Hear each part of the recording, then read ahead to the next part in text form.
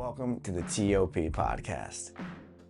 Today, I have a very special guest. This person helped me out at a time I was feeling very low. I was in a skiing accident and I was really scared. I wasn't sure if my arm would ever be the same again, if my shoulder would ever be the same again. And mentally and physically, this person helped me tremendously. I was able to come back stronger. I was able to come back faster than I thought. And I was able to avoid surgery, which was recommended. Johnny Amato is a good friend of mine. He's a training partner of mine. He's a great family man, and he's very knowledgeable in the field of physical therapy. We go over questions like, what's the best way to recover? What are exercises that are debatably not good for you? What are things we can do to improve ourselves, our physical health, our mental health, our overall well-being? How can we prevent injuries from happening so we're not sidelined? Love this conversation. It's a great one. Check it out. Ever since COVID, everybody like understaffed everything, where they sent half their staff home and they just like downsized a ton. It's been like everywhere is crazy as far as like customer service when you're calling people, trying to get information. Everyone's severely understaffed. And then anybody they hire or anybody they bring on is either so green behind the ears they don't know how to answer any questions, or it's compartmentalized for some reason or another where nobody knows what you're talking about. That sucks. I know... I don't know how this ends. I don't know how, do people just need to get more competent? Is it AI going to take over everything? I don't know, dude. It's a good question. The medical field is particularly the interesting one, or just health, I should say. Health and medical field, whether it's you're looking at the practitioners itself or like the insurance carriers and how they operate. Like, I'll never understand why in New York State, let's say you and I both go for an ACL repair. We both tear our ACLs tomorrow. We have to get an ACL repair. You have Blue Cross Blue Shield. I have GHI. Same doctor. Your insurance pays $28,000. Mine pays $32,000. What the fuck? Why? And then that guy's paying out of pocket is $15,000. And that guy's got that one. It's $40,000. Why is it not just in New York State? This surgery costs $12,000. Doesn't matter who the fuck's paying it. It's just $12,000. Why is it they have little side deals, all different insurance companies, and like whatever their bargains are? And why is it like it's different for every insurance company? Same doctor, same exact surgery, same amount of time, same facility, different price. It doesn't make any sense to me. Now, I'm guessing this is a real thing. I'm very naive to all this. So do doctors, are they like, hey, I know this company pays a little bit more, so I'll take this one as opposed to this one? I don't know. I mean, I would say, yeah. I mean, just in case, case in point, like what I do, like, we get the shit out of this stick completely, but like, MagnaCare pays $45 for a physical therapy visit. That's including if you have a copay. That's combined, it's $45,000. $45. Blue Cross Blue Shield's like $62. I keep saying $62.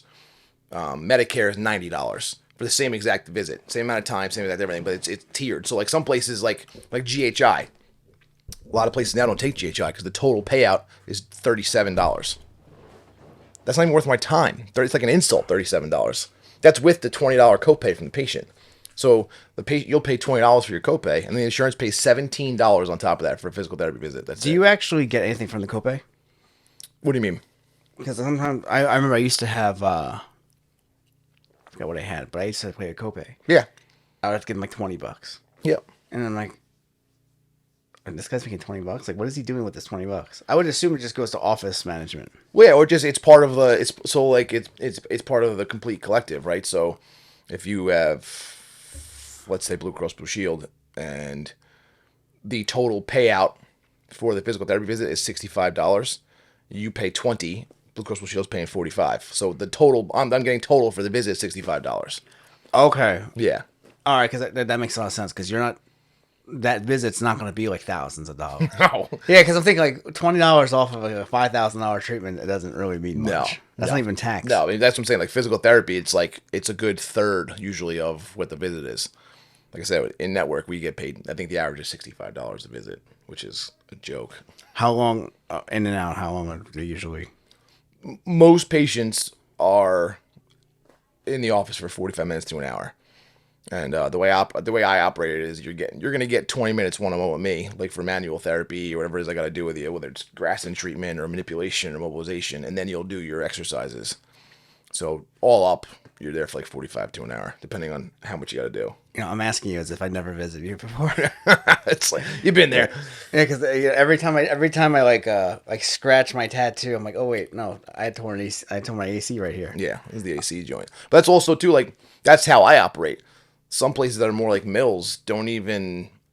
You'll see the me of the for like 30 seconds. I'll come over. I'll be like, how's everything feel? Yeah, you're pretty good. Yep, this is a little tight. Okay, go do your exercises, and that counts as the manual therapy for your visit, and that's it. But one of the things I really liked about when I went with you This is is me here. Cool. yeah, too. And then also if you Nice. Yeah. get really thirsty. One of the things I really liked what you did, it felt like an experience when I was at your place. Yeah. Where it's like, okay, you have, well, this was the first location. At Bethpage, probably. But it's still called Bethpage, right? Yeah. Yeah. Okay. Same thing. So at Bethpage 1, at Bethpage in Bethpage, Yeah. I remember that there was that room, and then there was that general big room with all the other tables. Yeah. Where I'm like, okay, this room right here, this individual room, I feel like I got like I've seen this at barbershops where you have like that nice room where it's like there's a little bit more upscale. Like Yeah. it's like it feels like you pay for a little bit more. Yeah. Like Yeah. that's what I felt like in the beginning, and then like when you give me to the big room, I'm like, hey, I'm now doing my exercises. Yeah. I don't know, I just liked that experience that you Yeah. that You had. feel like you get like this, it's this private area. You get a one-on-one thing for, 10, 15, 20 minutes, whatever it is. My office now, I don't have a private room, but, you still get, you'll come in, I'll take you to a table, and I'm just working on you for 20 minutes, just me and you, just doing whatever I got to do. And then you'll do some of your exercises. My aide will, make sure if you have 7 exercises to do, they'll kind of keep you moving. All right, next is this. Yep, next is this. Let's go. And then, hey, you feel pretty good. You got any pain? No, you want stim? No, I'm good. All right, see you. Or you want stim? I'll put you on stim for 10 minutes. And, towards the end of like the, what's the word I want to use? Towards the end of like your rehab experience, let's say you're there twice a week for 6 weeks, or your last like 2 or 3 visits. I don't give you stim unless you want it. You don't really need it at that point. Stim in the beginning, like after surgery, is really good for like pain management and that kind of stuff. But other than that, your last couple visits when you're at the tail end of whatever it is you're doing, like people like the stim, so I'll ask them if they want it. But like to me, it's not like a necessity. Like if you're feeling good, like you just 45 minutes, you just got done, you did some exercises, everything's feeling really good. Like, what am I going to stim you if you're already feeling good? So it depends on what I'm doing. So there's so many different types of stim. So there's like your pain management stim, which is like the TENS, or we call it like premodulated, or there's a couple different versions, but that's like for pain modification. But then there's the neural reeducation stim, which helps to bring muscle memory back or to get the muscle to contract better after like a surgery or an injury.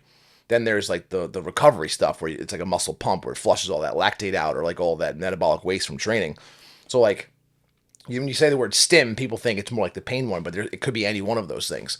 So typically what I do now when you're at the tail end of like your rehab protocol is like I'll give you stim, but it's more like the muscle recovery one. So like you just did 17 shoulder exercises and your shoulders are smoked. So I'll put like the muscle recovery on there to flush it all out and like relax the muscle so you're like not as sore the next day or two. If someone doesn't have access to stim, what would be the best thing for recovery? Because right now the only thing I can think of is you take your protein, you drink, and you sleep. Yeah, I mean, again, if it's actually like an injury, ice is getting a lot of flack nowadays. It's not really, it's becoming out of favor for whatever reason. But I still say like, if you got like an achy joint and a sore joint, you want to slap an ice pack on there for 10 minutes. It's not going to kill you. I remember seeing this on Instagram. Like you just see like the myths, the facts, and it was always like ice versus heat. Mm-hmm. What is a best situation, or what is an ideal situation to use heat versus when to use ice? So heat would be more for like prep, like tissue prep. So like, you're not. It wasn't like you hurt yourself yesterday, so you're out of that acute phase from an injury or surgical repair. So there's no risk of like infection at this point now. But like, you're typically the joints kind of stuck. Let's say you had shoulder surgery and your joints like really stiff and the muscles are really tight. So you put heat on there to warm the tissue up, increase blood flow, which may give you a little bit more range of motion right off the bat. It does have like pain relieving factors to it too, so a little bit of heat on there does help relieve some of the pain. So, take the pain down a notch or two before I start cranking on you, whether I'm moving the joint or like, soft tissue work, whatever it is. And use heat for that. It's just in general to increase blood flow. But it's towards a certain point in the rehab process, it becomes like personal preference. You know, like some people can't stand cold. They hate ice. They hate the way cold feels and never want to use it. So with that person, you would do heat, you know, for a little bit of pain relief, that kind of stuff. People that thrive, that love ice, like me, like I'll sit in a bucket of ice, no problem. Like I love ice. So slap ice. My knee's a little sore, I'll slap an ice pack on there or my shoulder, or whatever it is. It doesn't bother me. So that's usually a question I'll ask people when I first meet you. Like if I don't know you, and during like your interview, I'm like, you know, typically if something hurts, like what is it you would do at home? Oh, I like to use an ice pack. All right, so I know they do like ice packs. Or I was like, you know, or have you done like an ice plunge, or do you usually do a hot tub, or are you a sauna person? When I ask those questions, it's more leading for me to know where I'm going to go a little bit later on. Like, am I going to use heat or ice at the end of their session? I feel like with ice packs becoming so popular now, I don't know if people are moving towards ice or if people just want to pick ice, but I hate it. I absolutely hate any sort of cold. I could deal with it. I'm one of those people I can deal with.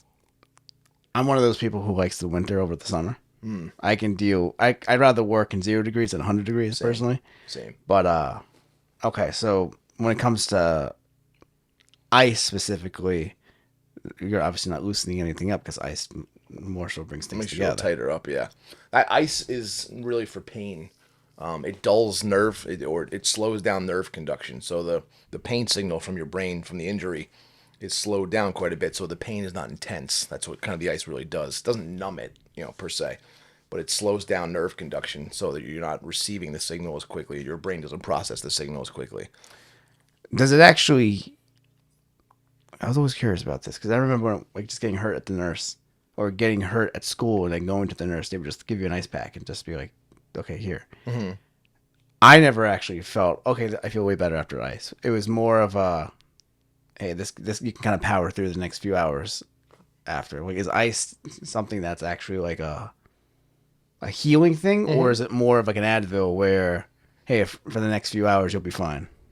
It's both. It's both. So, and again, it depends on the severity of the injury. So it's like, you know, if you bumped your knee, it's just gonna, again, it'll like dull the nerve endings there, so the pain isn't as high, and then you get through the next 45 minutes of your day, whatever it is.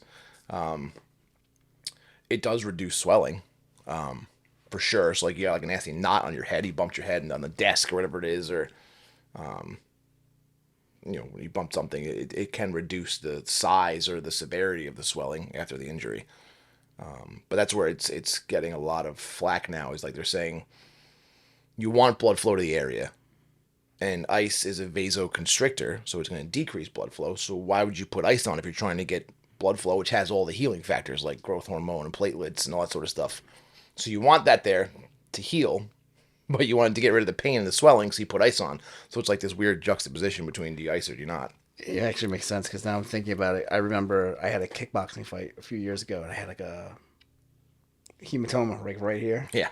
and they had like this end swell. They just press it right in Yeah. there. That's what they do. Those unswell things they're frozen solid. They're sitting in the bucket of ice all day long. Between the compression of the cold on the thing and the pressure, they're literally pushing the swelling out of the area so that it doesn't knot up on you and you can't see. So I'm just curious. So I understand the ice for that, but would heat have any effect on that because you're trying to loosen up that swelling?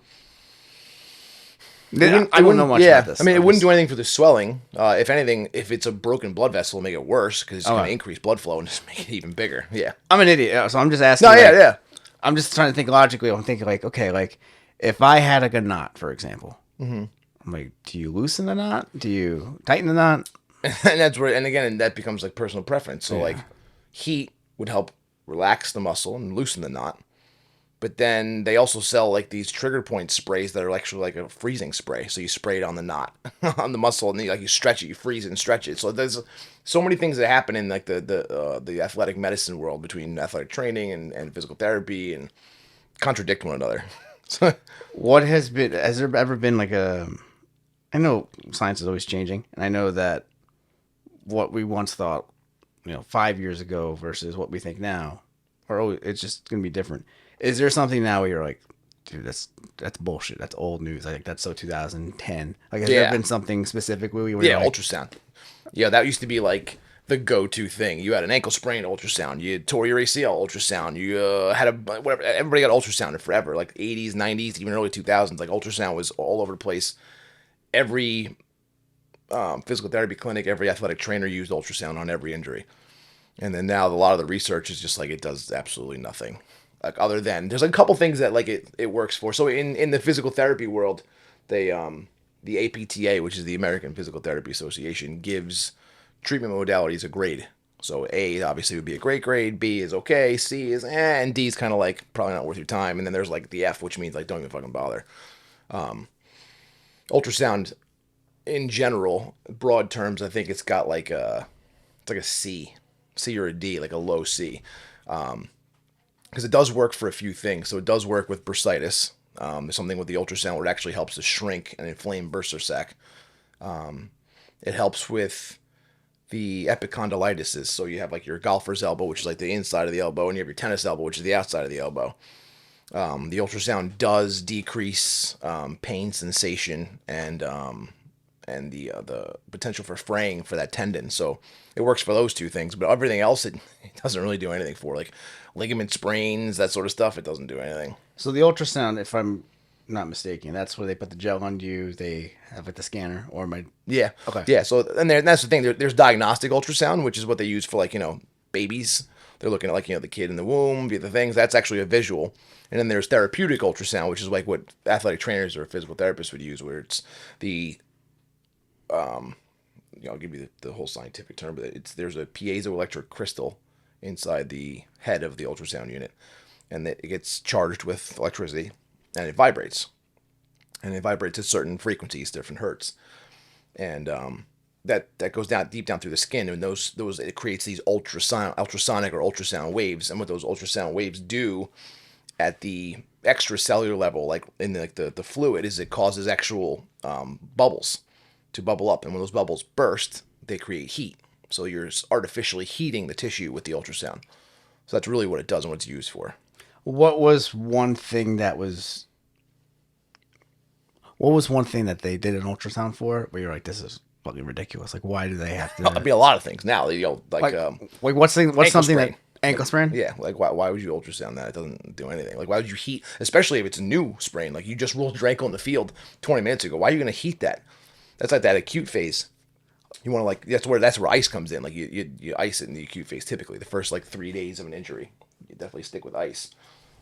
Any kind of like post-surgical thing, like you had like shoulder repair yesterday or something like that. You don't want to heat it for like the first 3 weeks. You want to stay away from that because there's an increased risk of infection that way. So what's that line between, hey, like I can ice this myself versus, oh shit, I gotta go see somebody or I should reach out? Now, me personally, I'm one of those people where my biggest fear is I don't want to be that guy that just neglects something and all of a sudden it's really, really bad. So that's why I've seen you for little things. Yeah. But I also don't want to be that guy, like I said, who, oh, you should have been treating this a while ago. Yeah, no, I think it's smart to be proactive with a lot of stuff. I mean, I'm do as I say, not as I do. I'm the worst patient. I'm the worst. Like I don't take care of myself at all. Like I'm falling apart. But like, because part of it is I don't have the time to do my own stuff. I'm so worried about treating more people or helping out family or whatever it is that I just don't take the time for myself to do it. But you're better off. It's better safe than sorry, right? Like check it out. If it's nothing, cool. It's nothing. Or it's like the early signs of something like that. You call it early. So I'm in the camp of you better safe than sorry. Just get it checked out. Like, especially if you have no idea what it is. Like you don't work in the medical field. You're not a nurse. You're not a doctor. You're not a physical therapist. And like just something doesn't feel right. Like don't guess. Don't Google search it either. Go get it checked out. I was talking to a chiropractor a few weeks ago, and I was talking to him about how we do jiu-jitsu. And he was talking about, hey, listen, if I were you, I wouldn't ideally want to do jiu-jitsu. It's not really good for your back, not good for your neck. And I'm thinking to myself, I'm like, there's a part of me that kind of wants to listen. Not that I'm actually going to stop training, but just like take it in. But at the same time, I've heard so many people at this point talk about how doctors pretty much almost pass out when they hear like what people do on a day-to-day basis and didn't really seek prior treatment. So I'm wondering, like, are our bodies more capable than what doctors actually give us credit for? Yeah. To me, like the human body is so resilient. Like you can withstand so much shit before you're actually really in trouble, or you're really gonna have an injury, or you're really gonna have. We tend to over exaggerate or upplay how bad things are. I think in the medical world, like it's like, oh my God, you're stressing the spine. You shouldn't do that. Well, just standing and breathing stresses the spine. So you mean tell me I can't even just get up in the morning and stand there? Like that's gravity itself is put stress on the spine. So am I gonna not stand all day? Like I don't understand why we're so afraid to tell people to move. It just drives me nuts. It's getting better.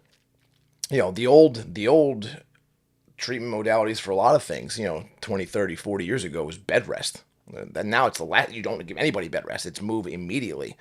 You had heart surgery, you're going for a walk 2 hours later, like, with help, but like they want you moving as soon as possible. Whereas it used to be like laying in bed for days or weeks on end.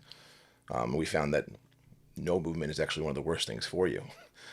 So now the protocols now are just move as much as possible, under, restriction or with, caution, but like bed rest is out the window. It doesn't exist anymore. Yeah, I remember. This is such a minor thing. It's not even injury related. I just came back from a flight. It was 10 hours. But I was in the window seat, and the guy who had the aisle seat was just passed out. I don't know if he took an Ambien, but he was just dead the entire time. And I'm like, you know what? Like, just waking this guy up is such a project that I'm just going to hold it and just wait. But I remember just standing up. It took me like maybe 2 hours for me to actually feel like I was normal again. From sitting for that. Yeah. How long were you on the flight? 10 hours. Yeah, that's a long time to sit, man. Like, I'm like, dude, this doesn't feel right. Like, I feel like, and then coming back, that was going to Greece. Now coming back from Greece, I'm like, dude, I changed my seat on the app to the aisle seat, and like, I was walking probably just as much as I was sitting. But yeah, I remember just sitting down. I don't think I've ever sat that long in my life before. Yeah. I've been on flights before, but sometimes I've gone to the bathroom. You get up, you move, yeah, like I said, I thought this guy was just in a coma or something. So I tried like shaking him. He didn't wake up, but I was like, okay, let me just tough this out. But yeah, no, I remember just moving, just didn't feel right. I just felt very uncomfortable. I felt very anxious, just mentally. Yeah, I mean that's what just we're like sharks in that regard, right? If you don't move, you die, kind of deal. Like motion is lotion.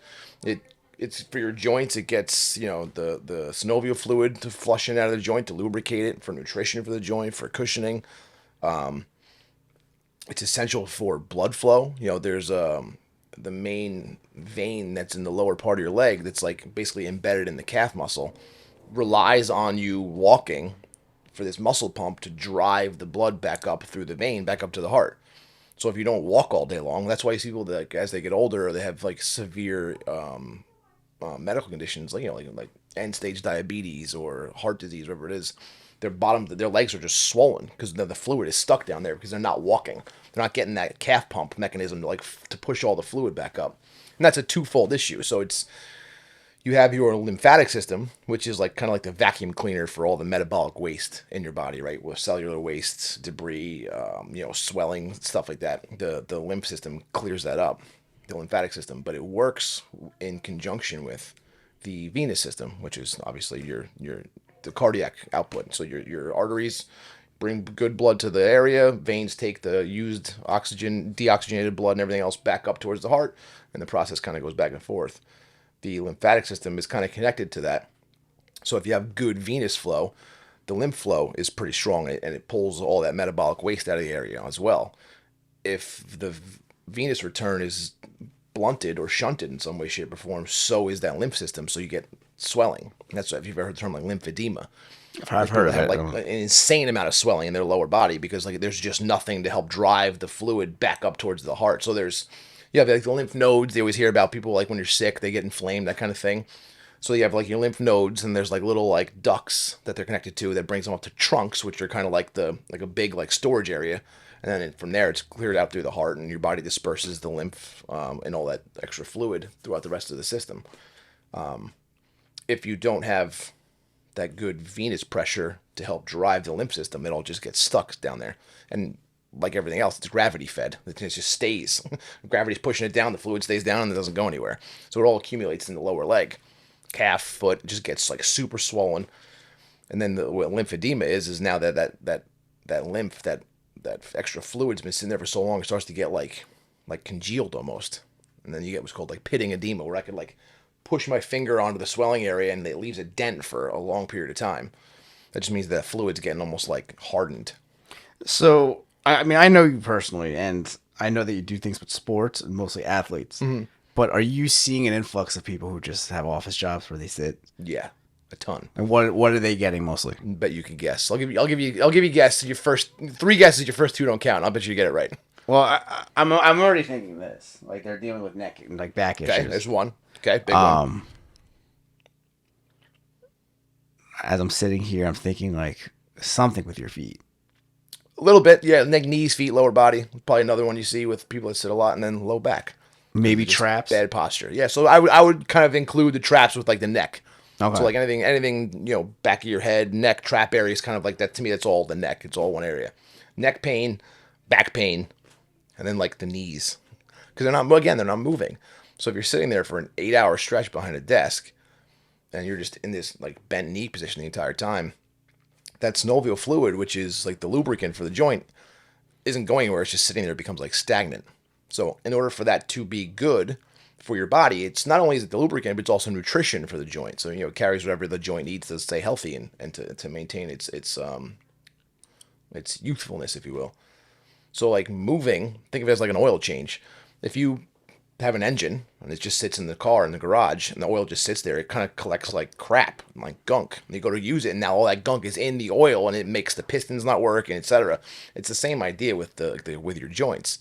If that synovial fluid has been sitting there, it's kind of just got a bunch of crap stuck with it, and now it's not really the best thing for the joint. Whereas if you constantly move, you're flushing the crappier fluid out and getting good fluid in there. And now you have good, like clean, good nutrition and lubrication for the joint. So like, again, motion is lotion. The more you move, the better for everything. I remember. I don't know if this is the best analogy, but I remember when I was younger, my parents said, "Hey, listen, we're gonna be gone for 2 weeks, but make sure you drive all the cars." Yeah. Okay, fine. And I didn't drive one of the cars, just because I wanted to drive the nicer one. And I didn't drive it for 2 weeks, and the car wouldn't start when I went to. I kept thinking, okay, 2 weeks, drive all the cars. The last day, I'll probably drive this one car that I don't really like. Yeah. That car that day didn't start. Yeah. And I'm like, oh, now this makes a lot of sense. Yeah. This place right here, love this place. However, this place was vacant for a while, and the main line for the plumbing was dried out, and it started just rotting within itself. Yeah. Like, oh, this makes a lot of sense. Because stuff isn't going. Things aren't being used. Even like just storing a lawnmower for the winter. There's the debate or the argument between, do you drain the gas tank out, or do you leave all the fluid in there but put like a stabilizer in there? And most mechanics, most professionals will tell you like you leave the fluid in there because the fluid actually keeps the tank from rusting. If you empty it all out, that tank is now going to get oxidized. There's nothing in there to keep it from rusting, so it's actually worse for you. I know there's just a big debate in general. Like, do you totally drain out your mower before you winterize it? Do you keep all the fluid in there and just put like stabilizer in? I think the keeping the fluid in there has been winning. I just forget. Yeah. Yeah. I think that's also the other thing. Some people just don't want to, like, it seems like such a hassle to get rid of the gas. Where I'm like, I'd rather just put stabilizer and just keep it in there. Yeah. It's just easier too. I mean, you're going to use it at some point. Now, with, like what we were talking about with the office jobs, do you think it's getting there where sitting in an office is probably worse than actually having a blue collar job? I believe that 100%. Yeah. Yeah. I mean, there's a fine line, right? So swinging a hammer and like, grunt work all day is going to crush your body over time too, but something that's moderately physical, but where you're up and moving around and walking and, that's probably the best case scenario, I think. That's what we were designed to do, was to move. Now you're lugging 90-pound bricks of mortar and cement all day long and, throwing stuff like that's the difference. Now you're just going to wear down your joints faster and there's more wear and tear. But I think it's probably a better way to go than to just stiffen up and waste away. I'm trying to figure out. So as I, have a business and as I train and as I work out, I start to see a lot more people in their 30s or 40s or 50s, especially guys, where some of them look really good after working out, and then some of them, it just takes years away from you. Yeah. What is the difference? Is it the rest and recovery, or is it just sometimes people just have shitty genes? I think genetics play a pretty big role. But I think it's also the type of exercise they're doing too. So, I remember reading something recently. It was a longitudinal study looking at like all forms of exercise and then all cause mortality, right? So what is the best thing to do for like longevity, as far as like, resistance training, endurance training, yoga, stretching, you name it, whatever it was. And the categories were like, muscle maintenance, bone density, cardiovascular health and or strength, and a few other ones, cognitive issues. And it was like, what do these all affect over time? And it was a pretty long study, and I wish I could remember the exact time frame for everything and what was in there. But it turned out that like the absolute hands down best thing for overall mortality was just walking. Really? Yeah. Walking is the best thing for you for longevity, staving off all other comorbid diseases, such as like, cardiovascular disease or muscle wasting disease, because it's just enough stress on the bones to maintain bone density. It's just enough stress on the muscle to thwart muscle loss. It's a good amount of stress to maintain cardiovascular health. The runners, great cardiovascular system, joints degraded quickly and a lot of muscle wasting. The resistance trainers, great muscle mass and muscle tone and were strong through life, joint degradation. So they have like joint replacements. Swimmers were swimming was up there with walking, just as good. But so everything had like an upside and a downside with just like, and we're talking like, at a good pace walking where you and I can go for a walk and we have a conversation, but we're kind of huffing and puffing while we're talking because we got a good little clip going like that. That's probably the best thing for you. And for like 60 minutes is kind of like the time frame they're looking for with it. That was like the overall best thing for like everything. Maintaining muscle mass, bone density, good cardiovascular health, and living the longest they associated with walking above all else.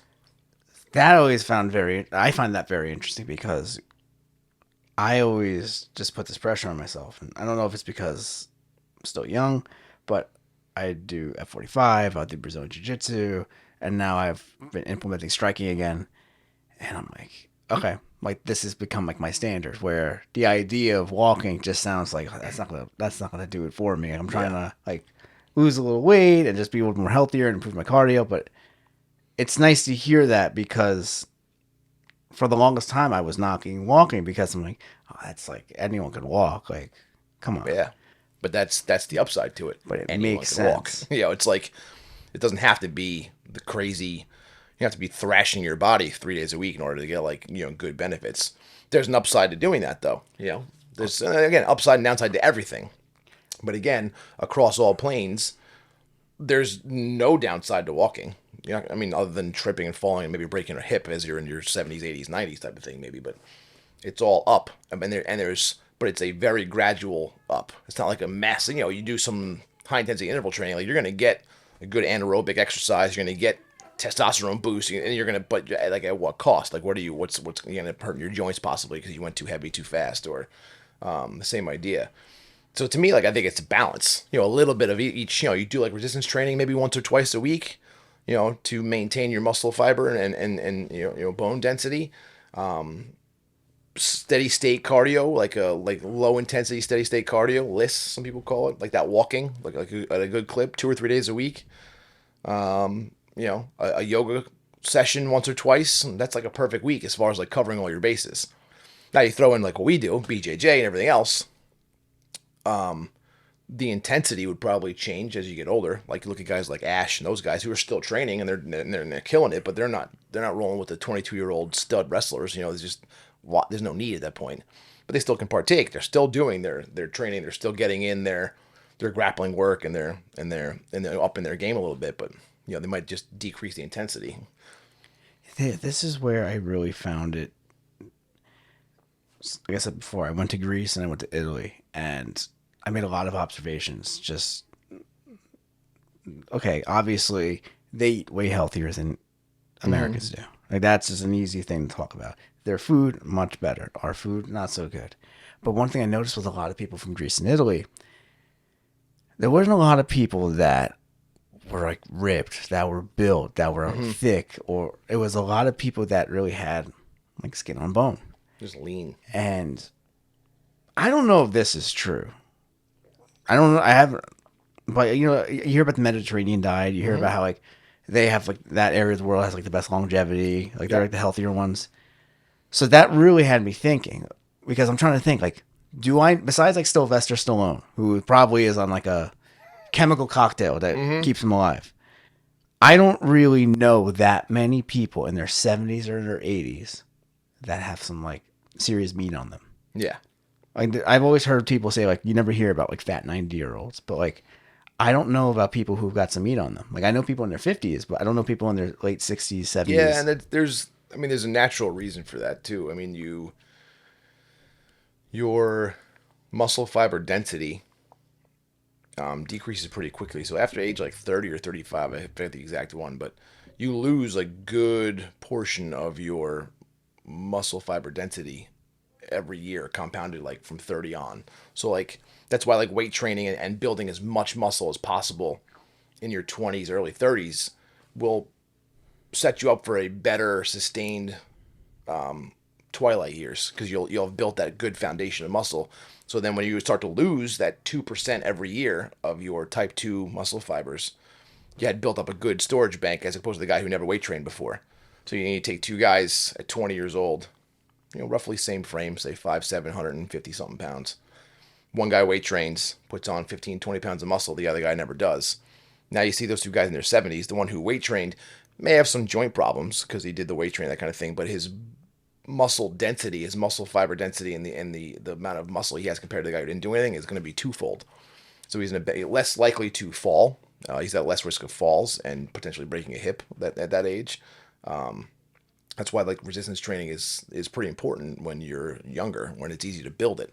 You should still do it into your 50s, 60s, and 70s just to try to maintain the muscle you have and thwart the loss. But it's a lot harder to and a lot less likely to build muscle in your 50s, 60s, and 70s. That actually, I didn't plan for this question, but because you kind of brought it up, I kind of want to know. So I'm about to turn 30 in the next few months. Welcome. Welcome to this side of the hill, pal. Well, that's what I know everyone talks about, like once you hit 30, and then I hear once you hit 40, and then once you hit 50.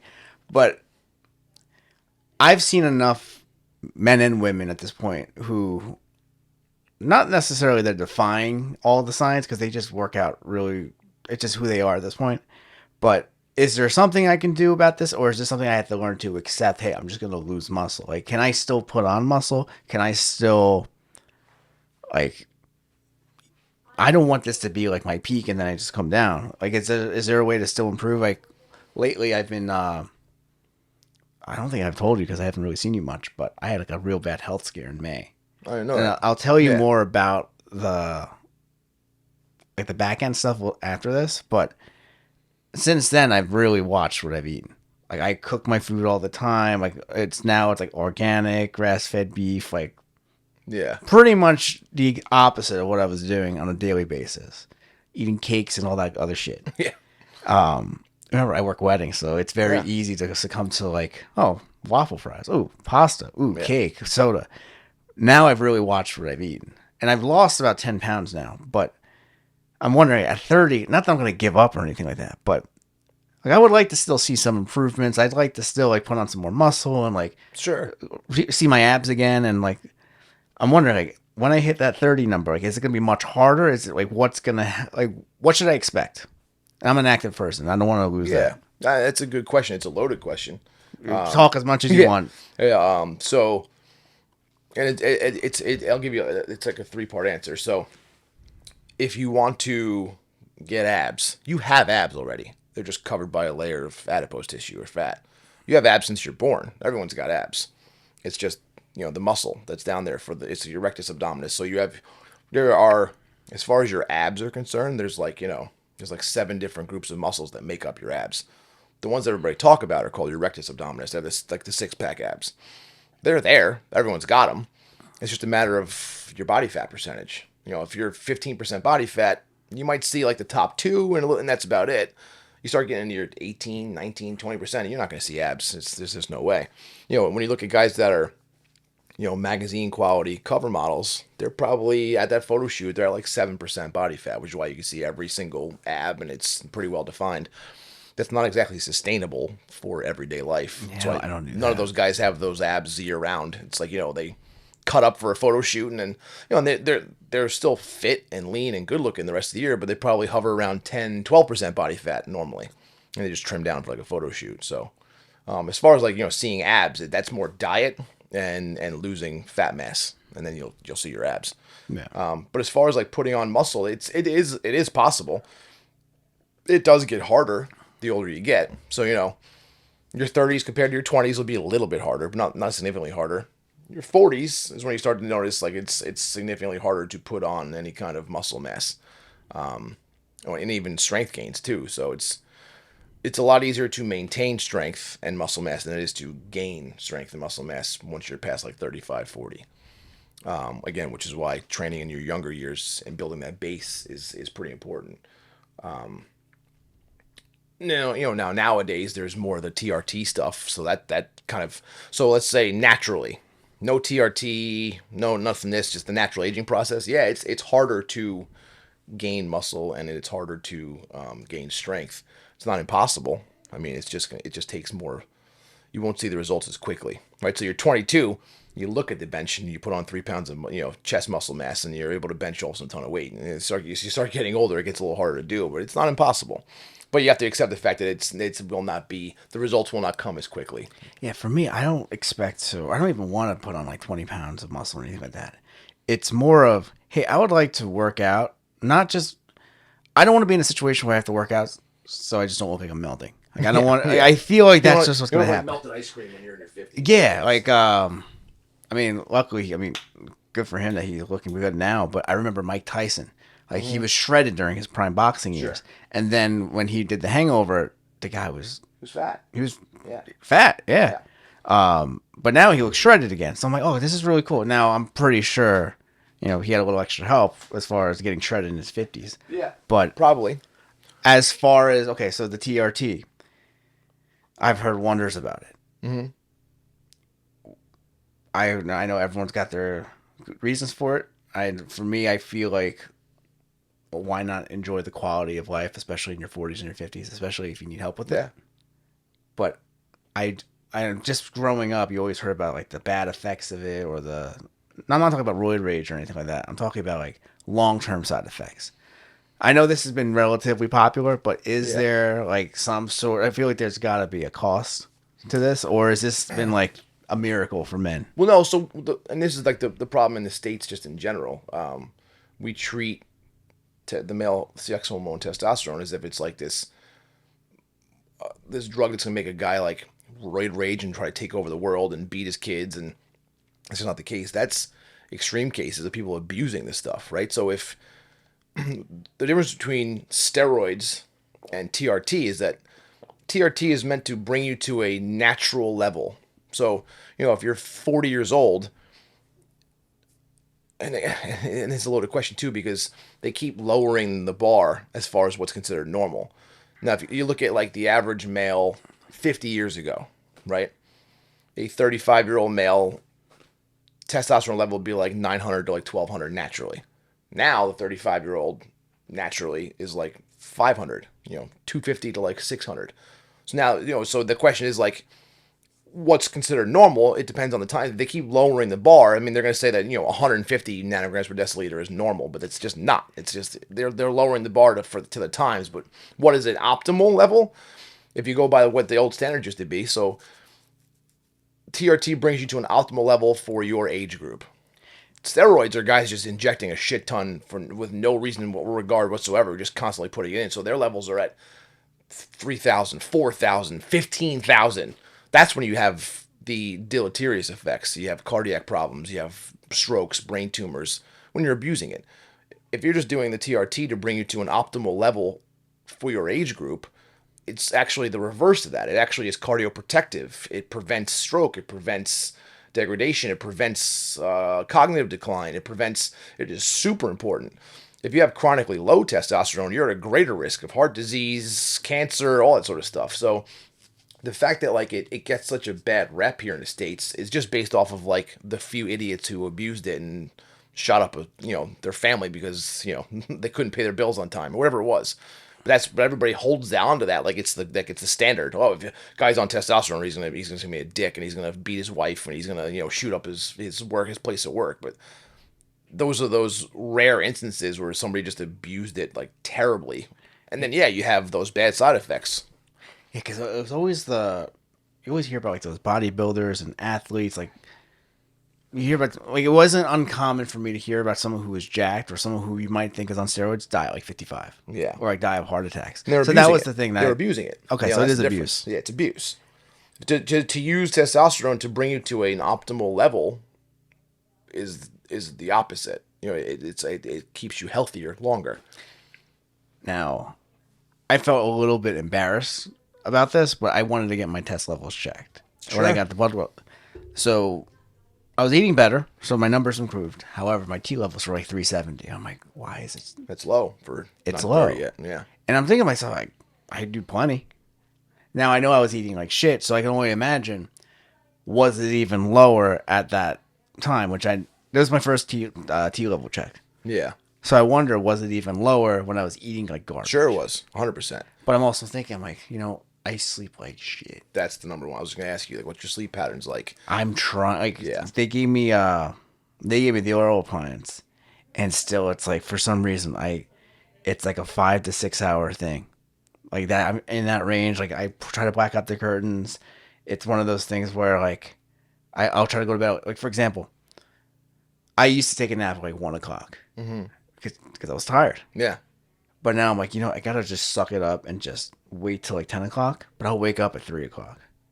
Yeah, so no matter what time you go to bed, you're getting like 6 It's hours. like, yeah, 6 hours is like a nice day. Yeah. But that's when I'm like, fuck, I can't. I watched that Joe Rogan interview with the guy with the accent where he was like, 5 to 6 hours of sleep. The guy's going to have a testosterone level like 10 years his senior. And I've been thinking about that. I'm like, I probably feel like I'm 39 right now. Yeah.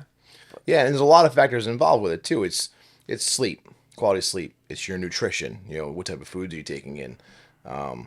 It is the chemicals around you all day long. The phytoestrogens you get in like your lotions and your soaps and your condiments. Like soy is a phytoestrogen or eaten and then with enough consumption of it, it can lower your testosterone and increase your estrogen.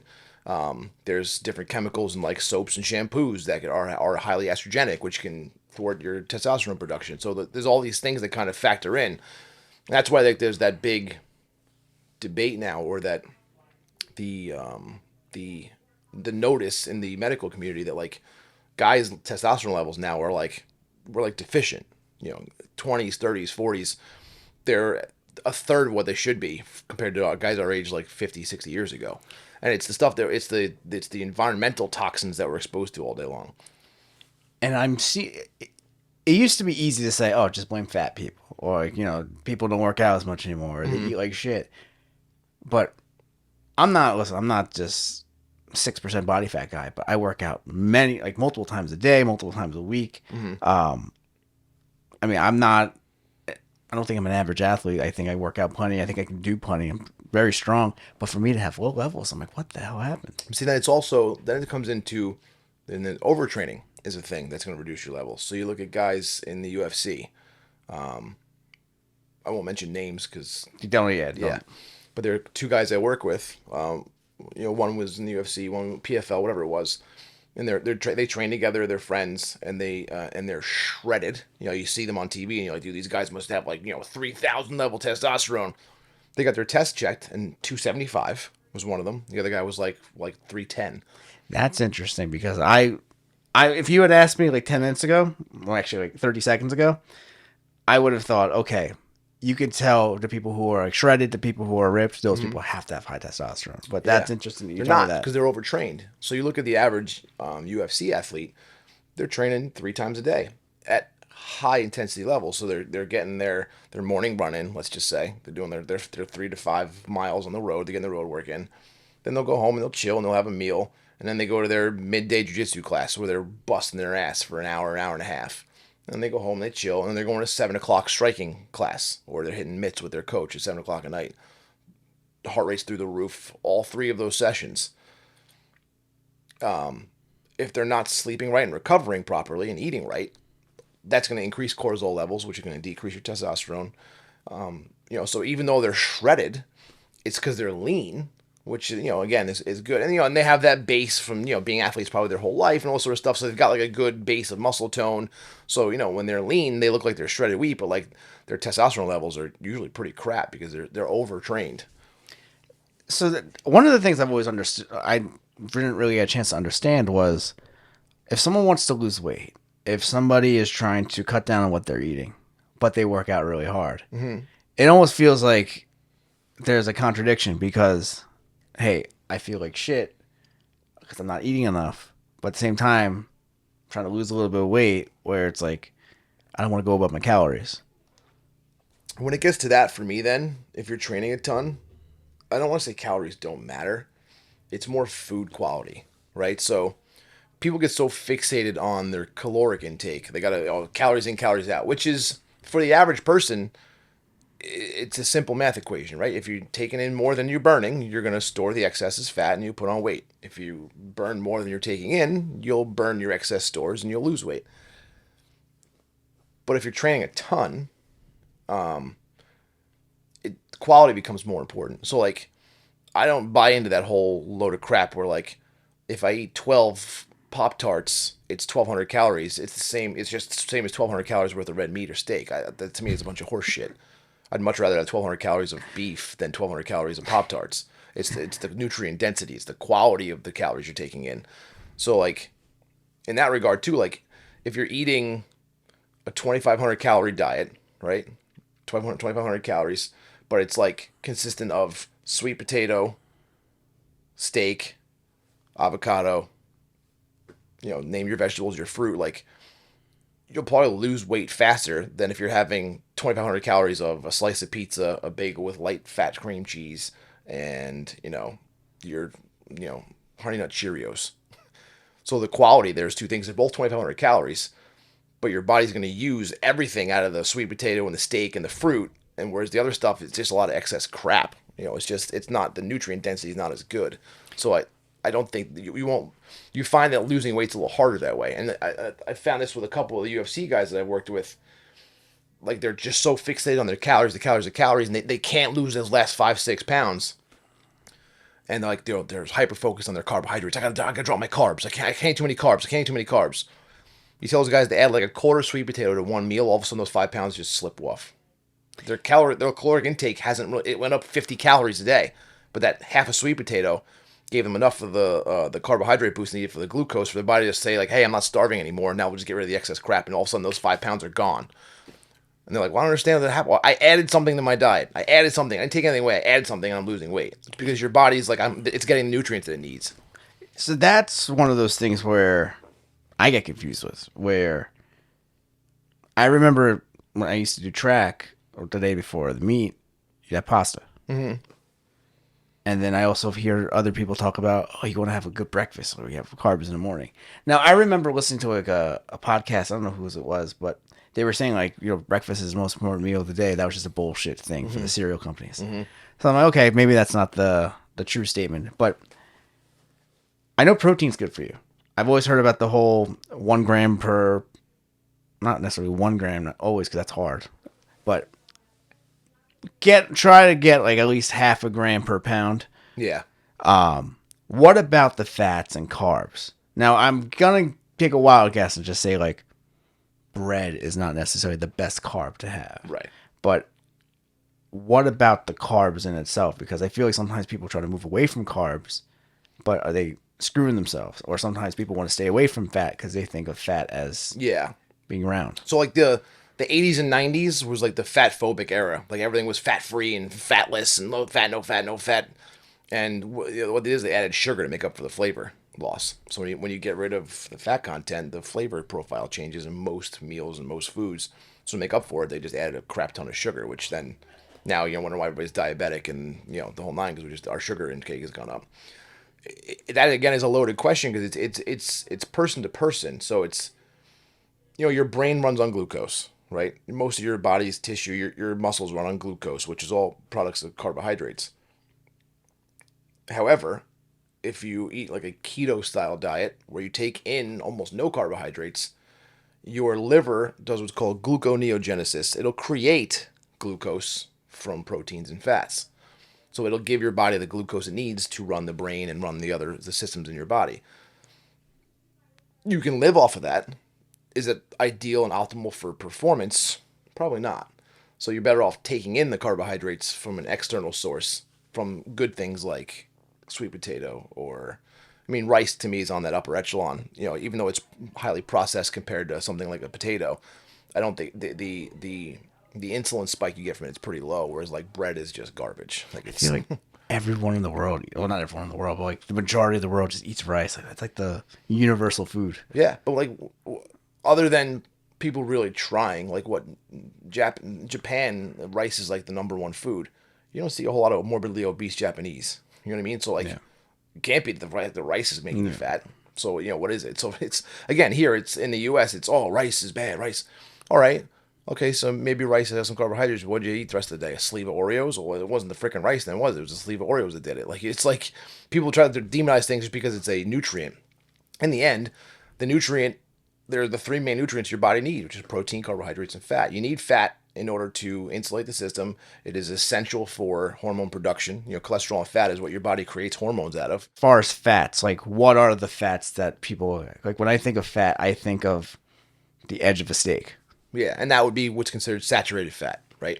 And for the longest time, particularly since like the 50s or 60s, saturated fat's been demonized, even though that is the type of fat that your body uses to create hormones, estrogen, testosterone, everything else you need for your normal daily function. It's been demonized for the longest time, and incorrectly, let's just say. So the whole reason behind the fat phobic era, and how saturated fat causes heart disease and all that sort of stuff was from a flawed study called the Framingham study. It was, what they did is they went to a town in like Massachusetts called like Framingham, Massachusetts, and they said that people in this area, for whatever reason, have high rates of heart disease. Well, why do they have it? Well, let's go check it out. So they determined that their diet was high in saturated fat, and so they attributed to the high levels of cardiac disease to saturated fat. So they ended up giving it a correlation instead of a causation. They just assumed that was what caused the increased cardiovascular disease. So they just started demonizing fat from that one observational study. What they didn't look at was that it was a major fishing town. So these dudes drank their face off on the regular, smoked a pack of cigarettes a day, above and beyond the saturated fat, we're eating like just the crappiest processed food, stuff they can carry with them for 3 months out at sea, whatever it was. So like, there were a lot of what's called compounding variables in this study. So, or contradicting variables. So it's like the fact that we based our entire nutritional guidance and what we looked at is for heart disease off of this one thing to me is just mind-boggling. It's been disproven time and time again that saturated fat is bad for you. Now, like anything else, anything in excess is not good, right? Too much water can kill you. You can actually die from drinking too much water. Who the hell would have thought that? I remember learning about that. I forget what the show was called. There was this one show where it talked about hazing. Mm-hmm. And they made this guy drink like office jug size water. And he actually died from it. He got what's called hyponatremia. So people say that you're made up of 80-something% water, which is not wrong. The problem is that it's not fresh water, it's salt water, basically. It's the minerals that are in the water. It's the sodium, the potassium, the calcium, the magnesium that is mixed with that water that we're made up of. Straight plain water, just not distilled, but like purified water or water, like clean water from a natural source, has none of those things. So you're ingesting all of this like purified water, you're diluting the nutrients, those micronutrients in your system, those electrolytes. They're essential for muscle contraction, particularly smooth muscle, like your cardiac muscle. So if you decrease the blood levels of sodium and calcium and potassium, now your smooth muscle in the heart that contracts won't contract anymore, and your heart stops, so you die. So like drinking too much water, you're essentially just diluting your system. You kill yourself. It's called hyponatremia. I'm taking like little sips now. I'm thinking this is whiskey now. But that's why now you look at like now there's this push towards like salt. Add salt to your drinking water. Add salt. Because again, another failed freakish nutritional advice was that salt causes high blood pressure. Salt is bad for you. So we, in the United States particularly, we've been so afraid of salt for the last 50, 60 years that 'cause people are so afraid of their blood pressure going up that like no one's ingesting the salt we used to take in. So people are having insanely high not prevalence, what I want to say, like high incidence of like muscle cramping and tears and this because there's not enough sodium in their system. So now there's all these electrolyte drinks like LMNT from Rob Wolf, the guy that made like the paleo diet, that has like 1,000 milligrams of sodium, 500 milligrams of magnesium, and then potassium in there in like this little packet you add to like your 20-ounce drinking bottle. Because not only do we not get enough salt in our daily intake anyway, but now you're like a highly trained or an advocate for high intensity training, so you're sweating a ton. When you sweat, you don't just lose water; you're losing sodium, magnesium, potassium, a little bit of uric acid, urea. But then if you're not replacing it, you're just constantly diluting your body's levels of those electrolytes, which are essential for production. So now we're seeing all these guys. All these things are like in the past, electrolytes for Gatorade, their version of electrolytes was like some sugar and like a little bit of salt. Like talk like a little bit. Now it's like, no, electrolytes is like 1,000 milligrams of salt, 500 milligrams of magnesium, potassium. You got to like really introduce those things. The type of salt that you're talking about, you're not talking about like that, what's that black can that Like everyone's Morton's got? salt, like table salt. Yeah, like, that's not what you're talking about, right? You're talking about like, what, sea salt? I mean, even sea salt. So, and this is now a gray area for me. I don't know which one is the right one. Okay. But when you look at the guys that are saying, all right, if you can't afford these packets of these like electrolyte mixes, use a quarter teaspoon of Himalayan sea salt or Celtic sea salt. And I don't know why it's that versus Morton's table salt. I couldn't give you the answer to that. I don't really know the difference, but Yeah, because I just remember seeing that black can. And I'm like, oh, that looks like crack. Like but yeah. It's okay. like the Morton's table salt. But it's like so there's this push towards increasing salt. And I'll give you just an anecdotal N of 1 study myself, right? I have always had good blood pressure, 120 over 80, 118 over 75, whatever it was. Until recently, they started kind of creeping up a little bit. I'm like 135 over 85, 140 over 85, 140 over 90, and I'm like, what the hell's going on? So I started taking that element stuff. So I do one in the morning, no matter what, to start my day. I'll do the packet of the LMNT and like a 20-ounce bottle of water. they suggest using 16 ounces. It tastes like seawater. It's too salty for me. I like in like a liter or like so it's like 32 ounces, like a good mix where it's not so bad. But so 20 ounces packet of that to start my day. If I work out in the day, whether I train jiu-jitsu or I go to the gym, then I'll do another packet of that in like a liter of water just to replenish what I lost from sweating. So I started doing that. Nothing else changed in my diet. Nothing else changed in my day. I started taking my blood pressure again. I'm back down to 118 over 80, 119 over 75. I added salt to my diet. My blood pressure went down. And that's what they're finding a lot now, too, is that we're so deficient in sodium that's maybe the root cause for why blood pressure is higher, too. So, again, it's a balance. You have to have the right balance in your system. Everything's about balance. So, if you're too low, things are going to go off with a haywire. If you're too high, things are going to go haywire. It's so interesting because, like, you go to a Mexican restaurant and you have these chips that are just flooded with salt. And, Yeah. and then you're like, oh, you can't have that. But it's like, you want to put a little salt in your steak, chicken, just to make sure it doesn't taste like crap. Perfectly fine. Yeah. And again, I think it's probably the quality or the type of salt, too. You know what I mean? Like, again, and I don't know the reasoning behind it, why Himalayan or Celtic sea salt is better for you than table salt. This kind of leads into a question that I feel like I kind of want to go into, but also someone had asked me this question. They wanted me to ask you. Okay. But I got to lead into it. So, all these poor processed foods lead to health problems, which lead to people getting medication. And speaking of medication, what is just based on what you're talking about, you seem like someone who is a lot more of an advocate for someone who can naturally heal themselves without. I've used you personally. I remember I got into a skiing accident and I had a grade 3 tear in the AC. Or your shoulder, yeah. You had a grade 2. Grade 2. 2 separation in your AC joint, yeah. And I remember the initial doctor at the hospital was like, you might need surgery. But I remember going to you and you're like, no. Yeah. It wasn't even like an option. It was just like, this can heal perfectly fine. Now, fast forward a few months later, I felt perfectly fine. I was doing handstands, like I was doing everything I was doing beforehand. And Yeah. now, honestly, besides the fact that I could feel that little Yeah, just indent, a little raised. I Other than that, forget that I even had it. yeah. I remember mentally, I was like, holy shit, am I ever going to be able to do what I used to do? I was just like really just in this mental state of just borderline depression. But Yeah. now I'm much better. But I didn't know. I don't have a degree in any of this stuff. I don't have much knowledge other than just personal experience as an athlete.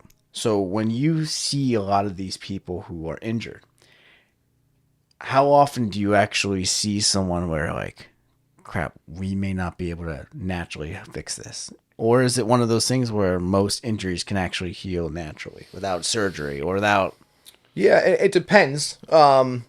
And again, like you said, I am a surgery is last resort kind of person, right? So I will exhaust all their options first, depending on the diagnosis, right? So ACL tear, like we're not fixing that in the PT clinic. Now, what we can do is, depending on the type of athlete you are, do you need to do the ACL repair? Well, it's different.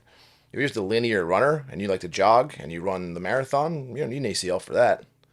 You play soccer, you need the ACL back. So it depends on how competitive you want to be. But I would say like probably if you had to give like a percentage of like people come in with an injury, how many that actually warrant surgery, it's less than 10% of the people I see. So ACL is obviously one of those where the conversation does happen. Doesn't necessarily always happen, but like Yeah, you said it does before, happen.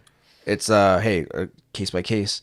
But are there injuries where you're like, yeah, this person just needs it? Like this, is there like a specific type of body part where they fuck it up and you're like, yo, you need surgery? Yeah, a patella tendon rupture, you have to have that repaired. There's nothing you can do about that. Okay. Quad tendon, patella tendon. If that goes, there's no fail safe for you now to be able to straighten your leg on your own. There's nothing to do it for you. Like there's one thing there you have to. Conversely, you look at like a bicep tendon rupture. So there's actually a couple people now in Monster that are dealing with that. One went with the repair, one did not. For the bicep tendon, for me, that it's more of a cosmetic choice. Do you want to have the Popeye bicep, or do you want to have it look as normal as possible? That really is the only reason why you think about surgery. As far as function, you can get it back up to 99.9% function without repairing that bicep. So it's just an optical thing. Yeah. So, and the reason for that is, and in your elbow joint specifically, there is a system of like fail safes or checks and balances. So, like the bicep, contrary to popular belief, its main job is not to flex the elbow. Its main job is it is a powerful supinator at 90 degrees. So, your bicep's main job is to twist your hand outward at 90-degree bend. That's really what your bicep does. It happens to also, because it crosses the elbow joint, do flexion. The prime mover, the main mover for elbow flexion or your curl, is actually your brachialis muscle. It's a very small muscle. It starts like halfway down on the humerus and attaches to the ulna right down here. And that's the muscle that moves like your hammer curl. That muscle that does the hammer curl, that's your main elbow flexor. Then you have your brachioradialis muscle, which starts right just above kind of the elbow joint and it comes all the way down and attaches to the wrist. That also does elbow flexion. So when you tear your bicep tendon, your distal tendon that attaches to the ulna and the radius here, you'll lose one of the three elbow flexors. Now, as far as the supination is concerned, where you're turning your hand outward, you have your supinator muscle. So there's a failsafe there, so that muscle still does that job. So in the end, if you tear your bicep tendon, that distal part here, it's a cosmetic choice for surgery. I personally know 6 people that never got it repaired and they're just fine. I mean, Matt Serra, UFC legend, tore his bicep tendon 3 weeks before one of his fights in the UFC. Never got repaired. Fought 3 more fights in the UFC. Never got repaired. Is still an absolute beast in BJJ. And he jokes around saying it's the perfect spot to slide a neck in for a rear naked choke. Like, he has 100% functionality. It's strong as hell. It just looks funky. It's a big Popeye ball up here by his shoulder compared to the other one where he's got like a big full bicep. So to me, that one's more of a cosmetic choice in the end, which people have a hard time wrapping their head around. But yeah, it just sounds really. I feel really good about hearing this type of stuff because now, not that I'm gonna go get injured tomorrow, but it's more. Sometimes you get so scared of like I don't want to get injured because then I'll have to get surgery. But now not that it makes me want to be more of a daredevil, but it just gives me less fear of just doing things. Sure. And again, when you look at, and this is nothing against surgeons, right? It's like, but if you're the hammer, all you see is a nail, right? Like they're a surgeon, their job, and they are taught to cut and repair. So that's going to be their first option for to help you. Whereas like someone like me, I can't do the surgery, but and I see both sides of all these things. So I've seen the outcome of leaving something alone and taking care of it conservatively. I've seen the outcome of fixing it, surgically, and the outcome for that, and which one outweighs the other, and so I can make it a judgment call based off of experience, clinical experience, the hundreds of different patients I've seen with the same exact injury and how they fare versus one versus the other. And it becomes like a clinical judgment call for me. Obviously I'm not the one doing the cutting. So if I think it's something that needs to be repaired, I will refer you to a surgeon to go get that done. But I like to assume that I am pretty good at figuring out whether or not a surgery is warranted pretty quickly. Have you ever had, and I guess it's kind of like a chance to showboat a little bit. Has there ever been a case with a patient where they seem to have one of the most, what's the best word to say it? Like they were fucked. Like they had there seemed to be no hope. Mm-hmm.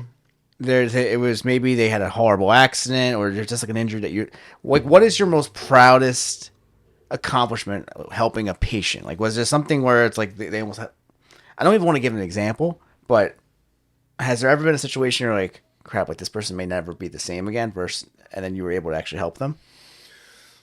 So my answer is actually going to be the opposite of what you would think. So because what I do on a daily basis is return people to function, that's actually a normal thing for me. When most people are in great despair, they think the world's over, they're never going to walk again, they're going to walk again. I more often than not, 9 times out of 10 or 99% of the time, will bring you back to the function you want to be at, if not better than before. Where I pride myself is catching the things that are nefarious, that would otherwise have gone under the radar, that people missed. So I have, in my tenure as a physical therapist, I've picked up on 4 different things that were life-threatening for somebody that were missed by other medical practitioners. I had a woman who was a bodybuilder. She would always come in for like neck pain, this sort of stuff, and like her traps were always jacked up. So I worked on her and I released the traps and got her neck pain better. So she sent me a text one day and she's, my neck's all jacked up again. Now I want to come in and see you. Maybe you can just, work on it a little bit and release the knot I have. I'm like, okay, cool. And she rocks up and her whole left arm has venous distension. She got it's like a roadmap of veins. Now she's a bodybuilder, and so you think, okay, it's a good thing, but her right arm didn't look like that at all. And she's complaining about this deep gnawing ache and this sort of stuff, and it feels kind of funky. And I'm like, to me, I'm like, something's really off here. Like it looks like blood flow is being stopped somewhere. So I'm not touching your neck. I'm not touching you at all. I'd like it if you went to the ER. She's like, well, I don't think it's that bad. I've had this before. I said, all right, well, do me a favor. If one of 2 things happen over the next couple hours, just go to the hospital for me, will you? I said, if it becomes really painful down your arm, go to the hospital. I was like, or if, and I was starting to think about like rhabdo, and it ended up not being rhabdo, but really what my thought was that she had a blockage somewhere from like a blood clot. It turned out that she had a blood clot in her subclavian vein that ended up turning into a pulmonary embolism, and she ended up going to the hospital. But they caught it in time where they were able to treat her and take care of it. But if I was just some mook who wasn't paying attention, I would have started digging in on her trap and letting her go. I probably would have broke that blood clot off earlier and sent it straight to her lungs and could have potentially killed her. So she ended up going to the hospital and they fixed it and they caught the pulmonary embolism and they treated it and she was fine. That was one instance. Another buddy of mine, same sort of thing, was constantly complaining about always feeling like he had a pump in his left arm and nothing always felt right, and he had this weakness, and there was this like gnawing pain in his neck and all sort of stuff, and it ended up being the same sort of thing. He had what's called thoracic outlet syndrome. He had one surgeon tell him it was his neck. He had to have disc replaced or fusion in his neck, because that's where his pain was from. He had another orthopedic surgeon tell him that his neck's destroyed and his shoulder looks bad from years of being a trainer, and so there's nothing he can do about it. And then the other one, and I kept telling him, he kept coming back. And he's a friend of mine. I treat him once a week, this sort of. And I said, I'm like, this is thoracic outlet syndrome. Please tell this surgeon to look at this. And he had one surgeon tell him to tell me that I'm an idiot and I don't know what I'm doing. That he said, tell your PT friend that he should just stay in his own lane and leave this to the big boys type of thing. Turned out he had a clot in the subclavian vein. He had the straight up thoracic outlet syndrome. They had to remove his first rib. They rotor-rooted out the clot in that subclavian vein and removed the 2 scalene muscles in his neck to protect him or save him from having a blood clot and dying. So I want to go back to that orthopedic surgeon who was the neck guy and, ream him out. But I'm the better person when it comes to that, I guess. So that orthopedic surgeon was pushing surgery? He was getting his neck fused, which is not even what he needed at all. What did you have? I had 2 discs replaced in my neck. Yeah. Okay. Yeah. Because I remember you had like a slit. I'm like, oh, dude. Yeah, a little. You can't even see it now. It's like they didn't like my little, like the neckline, the fold line I have here. So there's like a scar. I was so worried about you when that happened because I'm like, what did they accidentally slit your throat? Like, I mean, all of them, all the fusions, all the replacements, anytime they're doing the neck surgery, they go in through the front. And the reason, and people are like, why? It's in the back of the neck. Why'd you do that? The reason being is that the spinal cord is actually in the back. The discs are on the front side of the spinal column. So to not have to worry about the spinal cord, you go into the front to just get the disc out from where it is and do whatever they're going to do, whether it's a fusion or they make the incision, they move all the stuff out of the way, they expose the vertebral column, they scrape out the disc. In my case, they just hammer in 2 little ball and socket joints, zap screw them to the bone, close you up. You're good to go.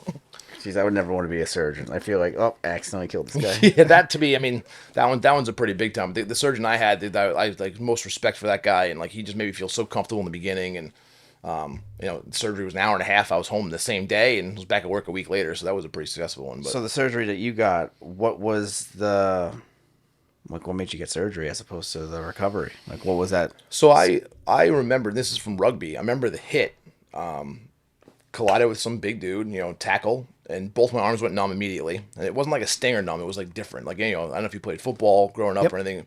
Stinger is one thing. That sucks. This was like something's off. Like, it didn't feel right. Both hands went numb. But after like a couple minutes, it kind of cleared up again. And like the typical meathead rugby player, I just kept playing. And I kept doing this for years. Fast forward to, 6, 7 years later, 8 years later, I'm in PT school to get my doctorate. And we're in the lab going over the signs and symptoms of something called cervical myelopathy, which is what I ended up having due to the disc compression I had. So when your vertebral discs in your cervical spine, they can herniate one of 2 ways, one of 3 ways really, but they either herniate to the side, to the periphery, which is where the nerve root is, and they can compress the nerve root, causing pain down the arm, or they can herniate posteriorly or backward into the spinal column. So mine, the 2 were herniated posteriorly, slowly pushing on the spinal cord. So essentially I was slowly paralyzing myself. They kept getting worse and worse, and they were putting more and more pressure on the spinal cord. So then when that is with sustained pressure on your spinal cord, you get something that's called cervical myelopathy. So that means everything from the level down can be affected. So for me, C4, 5, and C5, 6 are pretty high up.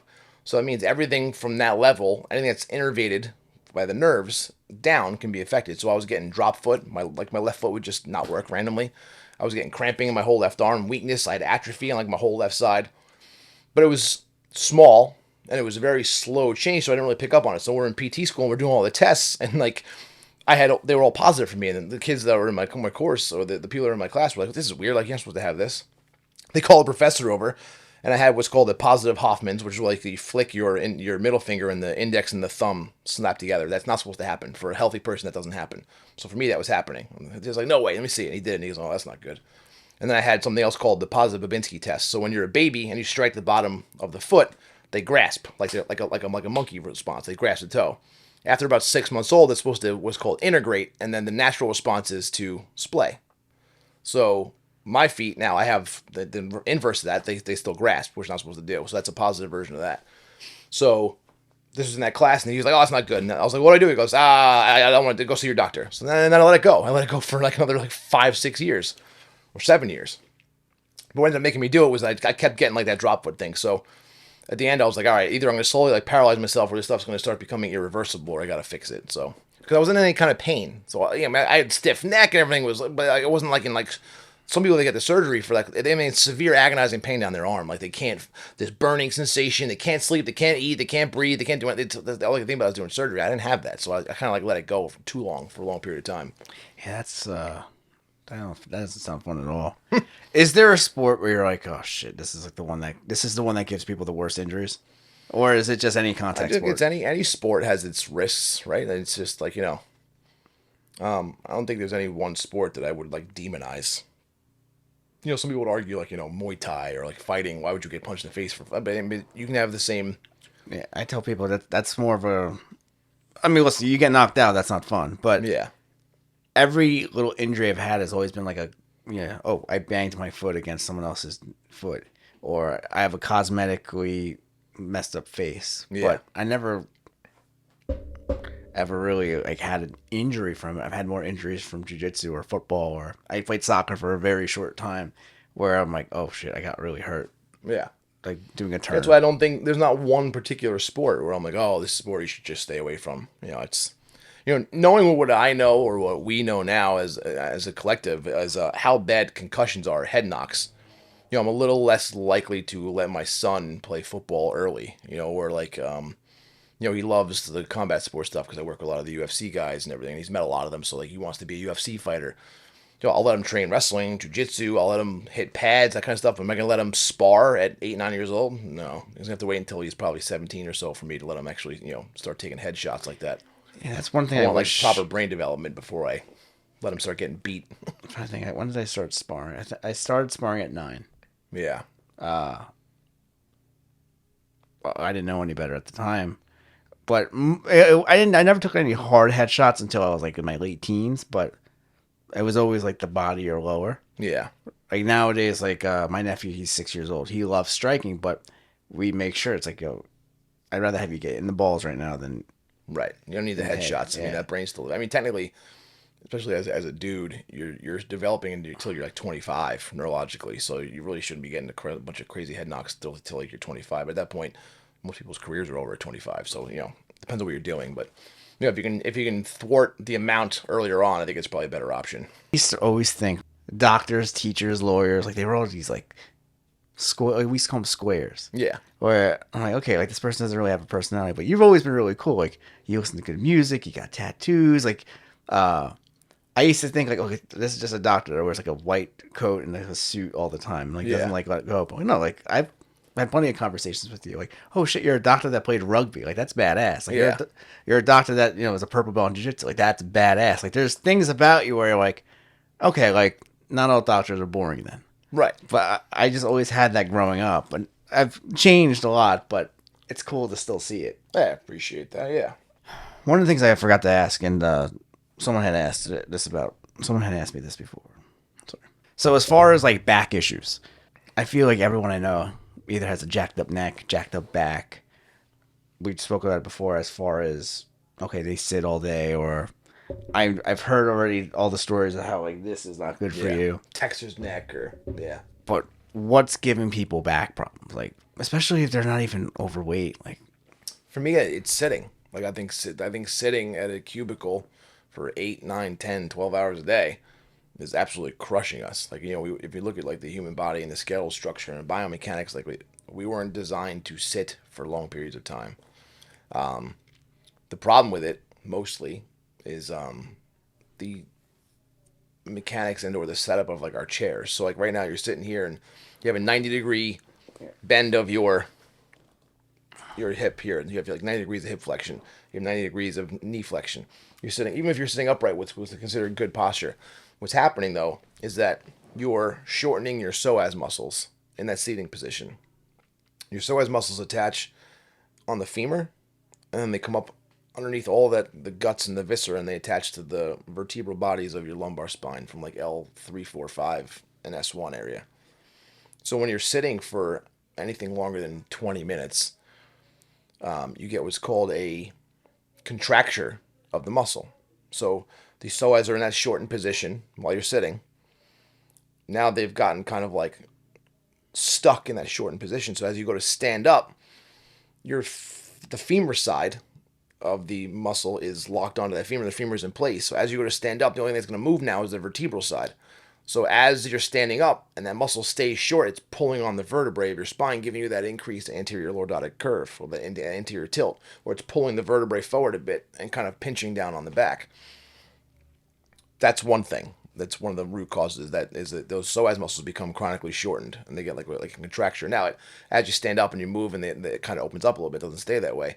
But like the prime example I give people is to how to make them understand as to why it's not the best idea or why it's so horrible is if you kept your arm at 90 degrees for 4 hours and you went to go move it, it would hurt like hell to straighten your arm back out again. That bicep became I remember I used to do this. chronically shortened, or like that, yeah, or even your wrist in this position, or anything, other than a neutral position for a muscle.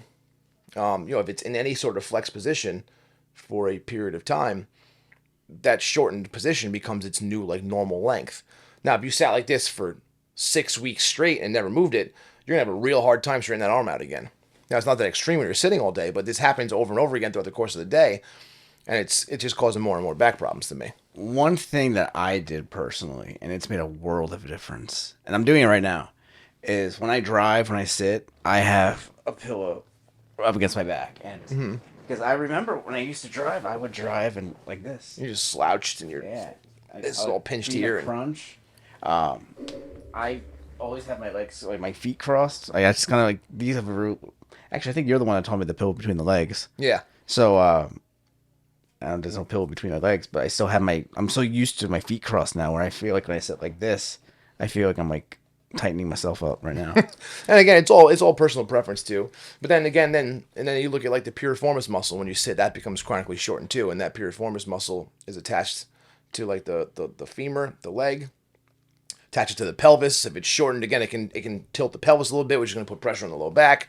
Basically, for me, like sitting is one of the worst things you could possibly do for your body. Now, you don't need to show me this, but if there was something that one can Google as far as stretching, like the names of the stretches, what are some stretches that would help out with people's backs? So actually, for me, then, I am less of a pusher for stretching. As I'm more into like self mobilization, self myofascial release kind of stuff. So instead of stretching, it's more mobility movements. Yeah, movements, but also like I said, like your own myofascial release. So like foam rolling, if you will, is like myofascial release, right? I had no idea what that was.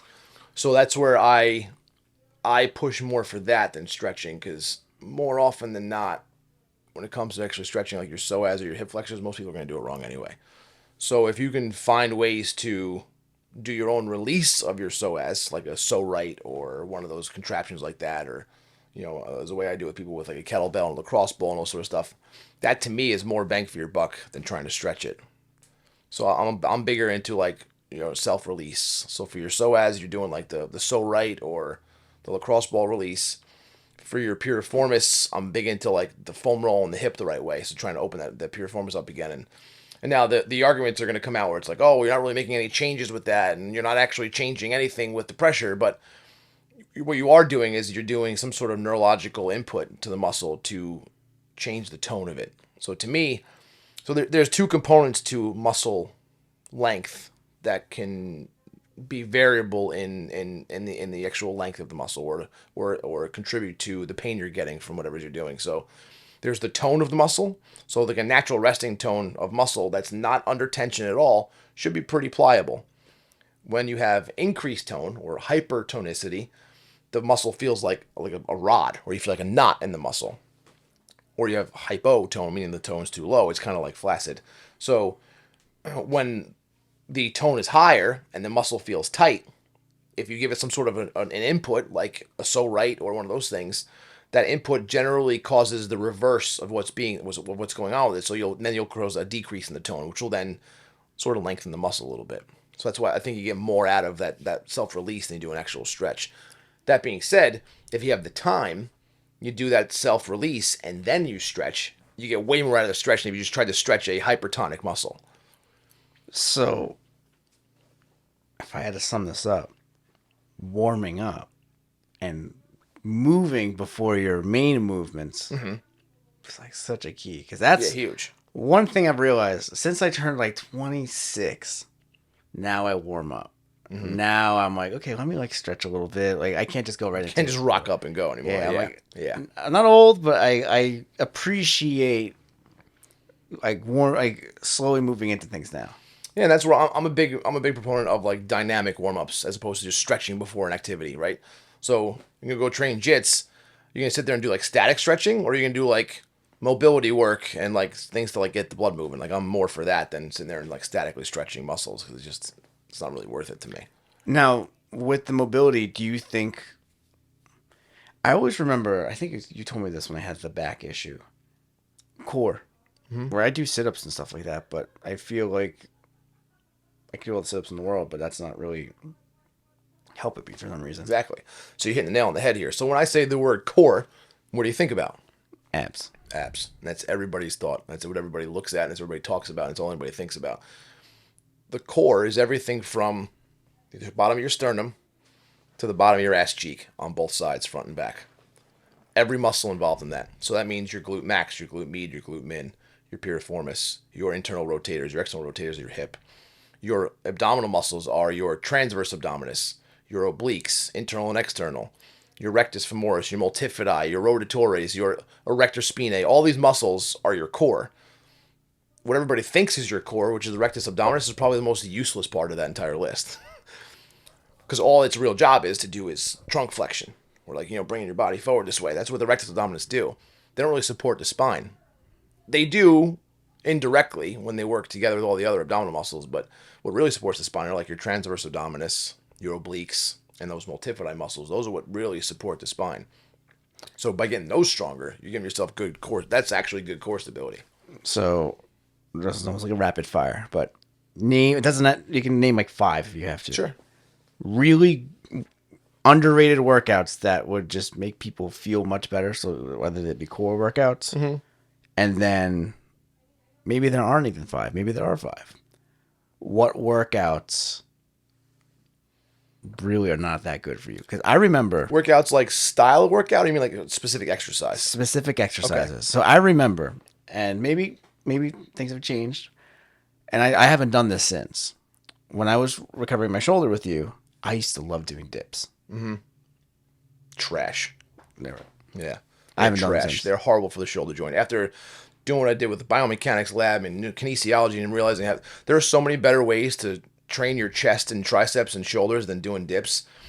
When you're younger, they feel great. They look cool. You load up a weight belt, you put a 45-pound plate on, you're ripping out dips. They look awesome. But they just are so bad for the shoulder joint that it's not worth it.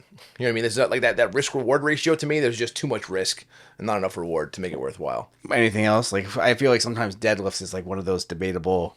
Is it good No, for you, is it bad so for you? deadlifts done right are a great exercise. Deadlifts with bad form are detrimental. So it all depends on the person's form. Other exercises I think are absolutely a waste of your time are standard sit-ups.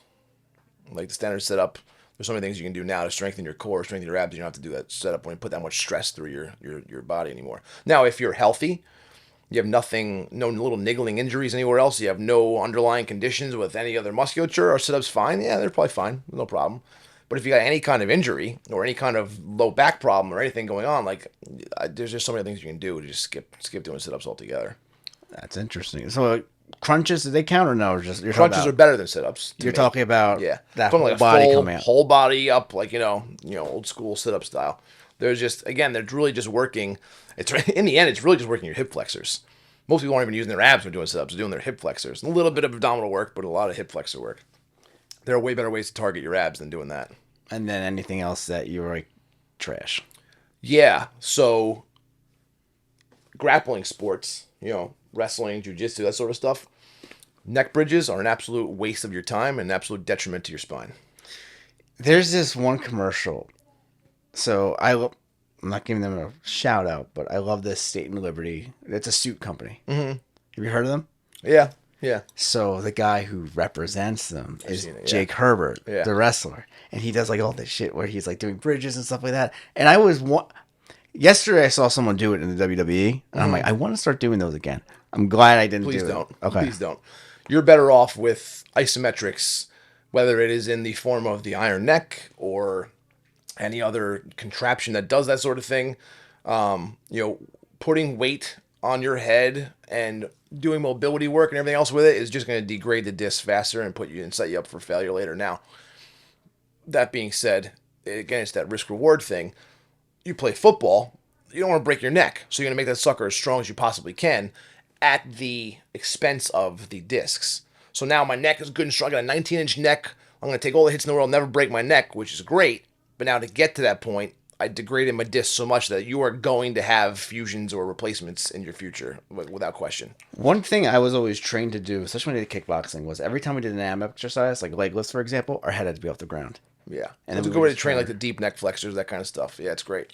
But yeah, okay, so no No bridging, no bridging. Granbys, no 45-pound plate on your head and doing like flexion. Just That was always weird. yeah. I mean, I was guilty of it. I was the guy who loved the 4-way neck machine in college. 3 or 4 plates on there, just doing presses this way and forward. Great. I had a 19-inch neck. Rugby, playing front row, great. It worked out great, but at what cost? All my discs are shot from the one right underneath my neck, like right underneath the skull, all the way down to freaking my tailbone. Every disc in my back is absolutely destroyed. And then, are there any more, or do you want to go into the exercises that are like, hey, these are very No, those are underrated? kind of it as far as like the absolute no-nos. I think dips waste your time. Anything with loaded neck stuff, don't even bother. Just you're setting yourself up for failure later on in life. And like I said, the what was the other one I gave? I think that was it really. Those were the 2 big ones. And sit-ups. To me, if those are everything else, you be creative as you want. You know, as long as it doesn't hurt, do it. You know, and as long as your form is good too. That now again, that being said, you know, proper form. What is that? I think it varies from person to person. There's no wrong or right way. You know, I'm not one of those zealots who are like, your spine's got to be perfectly straight every time, because in life and when you're moving, your spine's not straight all the time. You're under load in different positions all the time. You know, so if you train for that, you're a lot less likely to hurt yourself in those things. But if you're going to go heavy and do like deadlifts and etc., like you're better off with just... I just saw the picture behind you. I realized it's from The Last of Us. I know, right? It's such a Awesome. good. Oh, that's my favorite show.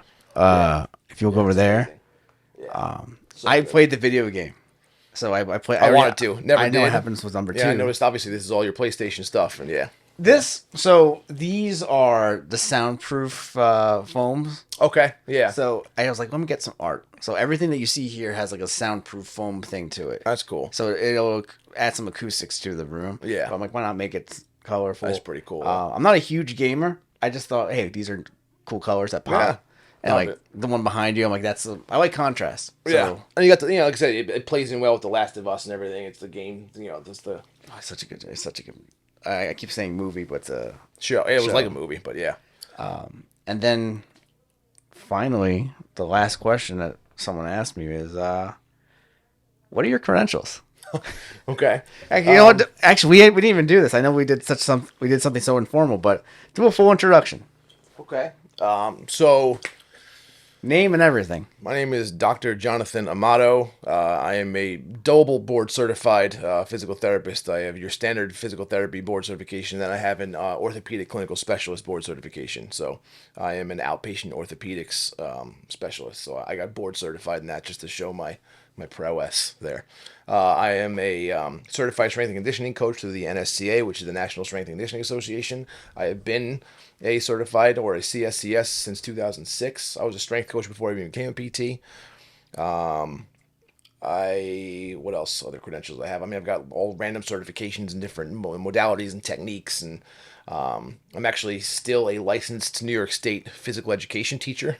I was a gym teacher before I became a physical therapist. I didn't even know that. Yeah, I my undergrad was PE, so I got out of school.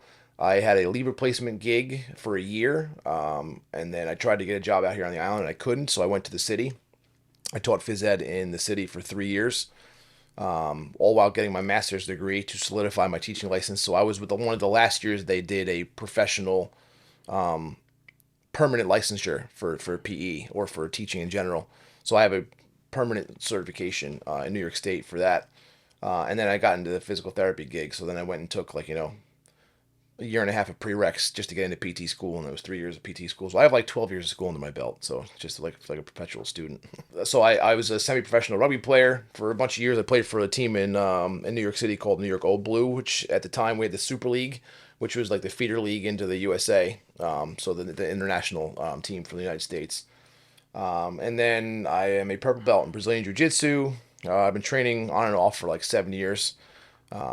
Every time I get like the steamroll going a little bit, something else in life happens where I'm taken away for another 6 months, whether it's surgeries or kids or opening up my own practice or whatever it is. How did you? I guess this is my last question for you: is how did you get connected with the people that you've trained, such as? Yeah, so I work with a lot of the UFC fighters out here on Long Island. So guys in the UFC, Bellator, that sort of stuff. I stepped in shit, as it were. My last rotation for my clinicals for PT school was with my friend and colleague, Dr. Mike Camp, who owns Bethpage Physical Therapy. he had forged the way over years of building up a relationship with the coaches in the local gyms. So he's good friends with Keith Trimble, who runs Belmore Kickboxing, who has multiple combat sports guys there, boxing and UFC stuff. One of his longtime clients and friends was Ryan LaFleur, who owns Long Island MMA. And then he was good friends with, or is good friends with Tony Ricci, who was the strength coach at Longo Weidman. So he had that connection to those guys, and because he knew those guys, anytime somebody was hurt, they would send him to see Mike Camp.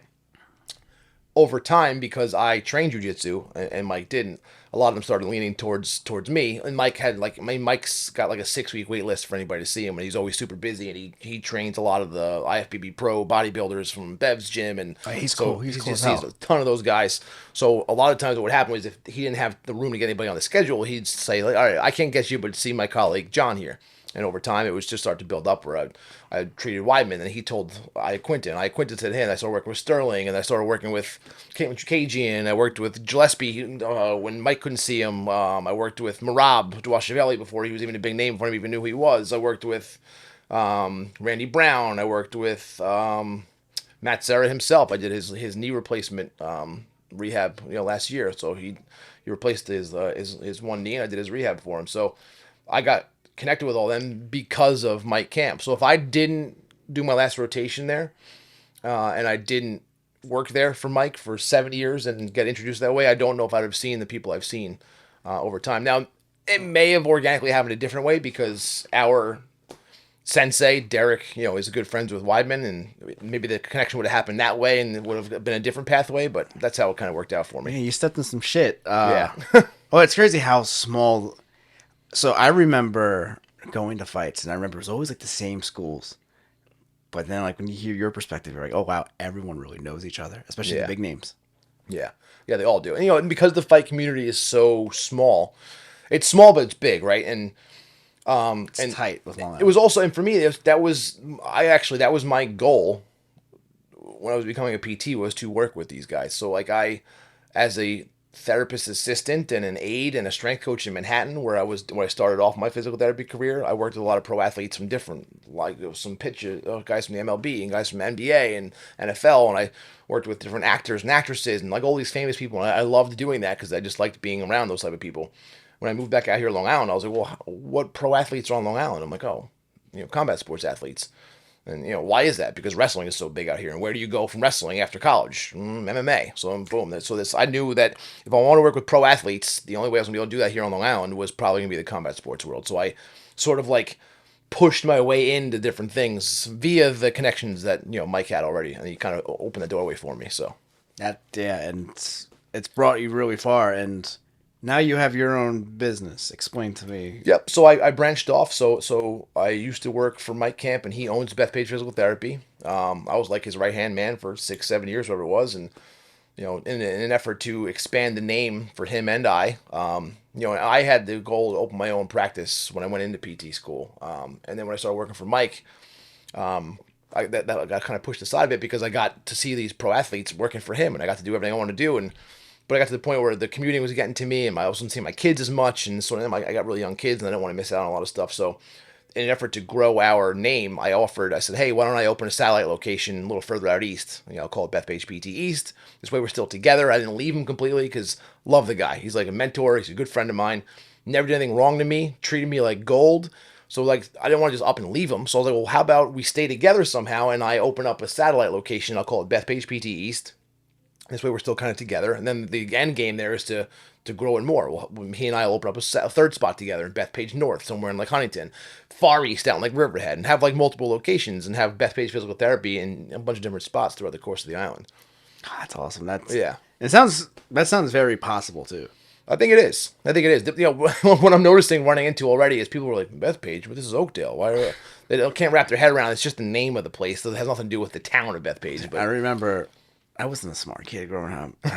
My mom, I failed a test. My mom put me to Huntington Learning Center. I'm like, shit, Mom, I have to go all the way to Huntington? And I'm like, there's one in Smithtown. Yeah. It's right by Monster. I don't know if it's still there. But Well, Bethpage Federal Credit Union started in Bethpage, but they're all over the island. Now they're going like countrywide. They're trying to become like a national, credit union. So, but it's from Bethpage. So people can't. They're just like, oh, this is Oakdale. Why is it called Bethpage? I'm like, it's not. It's just a name. It's yeah. How can someone? This we just plug everything. Yeah. How can someone reach out to you if they need you? What are things that if someone wants to learn more information about what you do, Sure. what you offer? The website for my practice out in Oakdale is www.strengthandrehabeast.com. My Instagram is at dr.amato_pt, so Dr. Amato PT.